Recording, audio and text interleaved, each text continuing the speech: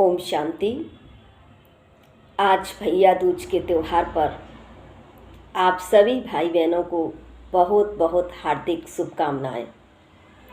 ये भाई दूज का त्यौहार देश भर में बहुत ही धूमधाम से मनाया जाता है।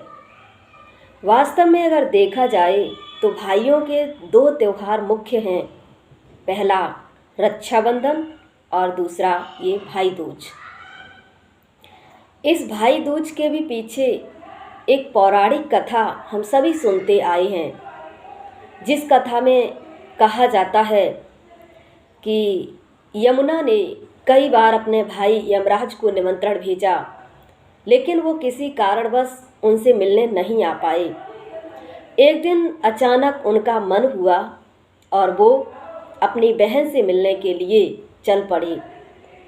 अचानक जब अपनी बहन के पास पहुँचे तो बहन भाई को देखकर खुशी में झूमने लगी, बहुत प्रसन्न हुई। भाई भी बहन को देखकर बहुत प्रसन्न हुआ। उसके बाद बहन ने भाई से कहा कि भाई, आज के दिन आपको हमारे यहाँ भोजन करके ही जाना है, कुछ भी हो जाए बगैर भोजन के आप नहीं जा सकते हैं। तो भाई ने कहा ठीक है, हम भोजन करते हैं।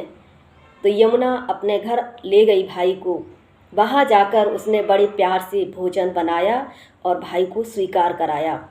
भाई ने प्रसन्न होकर बहन से कहा कि आज के दिन आपको जो भी वरदान मांगना है आप मांग सकती हैं।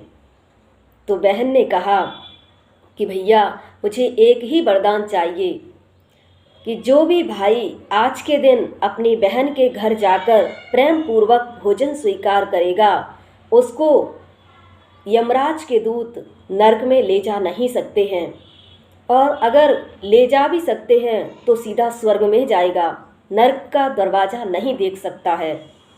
भाई भी वचनबद्ध हुआ और उसने कहा ठीक है, ऐसा ही होगा। तो ये तो हम एक कथा सुनते हैं, लेकिन इसके पीछे वास्तविक भाव क्या है? मान लीजिए बहन देश में है और उसका भाई विदेश में रहता है, दूसरी जगह कहीं दूर है, और वो बहन के पास इस दिन नहीं आ सकता है, तो क्या उसको नरक में जाना पड़ेगा?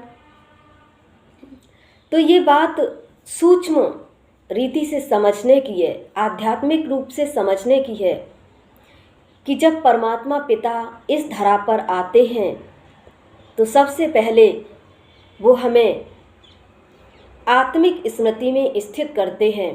कहते हैं कि तुम सब मेरी संतान हो और इस नाते से तुम सब आत्माएं भाई भाई हो। शारीरिक दृष्टि से देखें तो हम सभी आपस में भाई बहन हैं। जब ऐसी सोच, ऐसा भाव रखते हैं, तब जो कहते हैं वसुदेव कुटुंबकम की भावना पैदा होती है। कहते हैं कि बहन भाई को तिलक लगाती है, अर्थात वो आत्मा की स्मृति दिलाती है कि भाई, आप ये शरीर नहीं, इस शरीर में रहने वाली एक चैतन्य शक्ति आत्मा हो।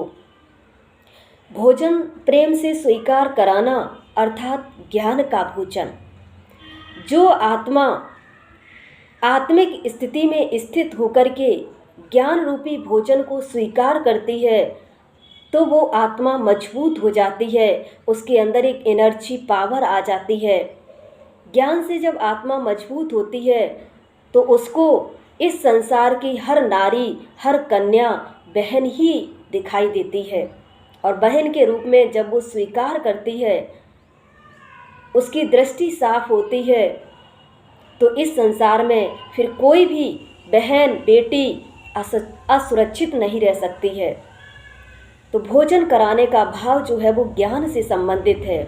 ज्ञान को जीवन में धारण करना है और इस ज्ञान के द्वारा ही अपने आप का कल्याण करें।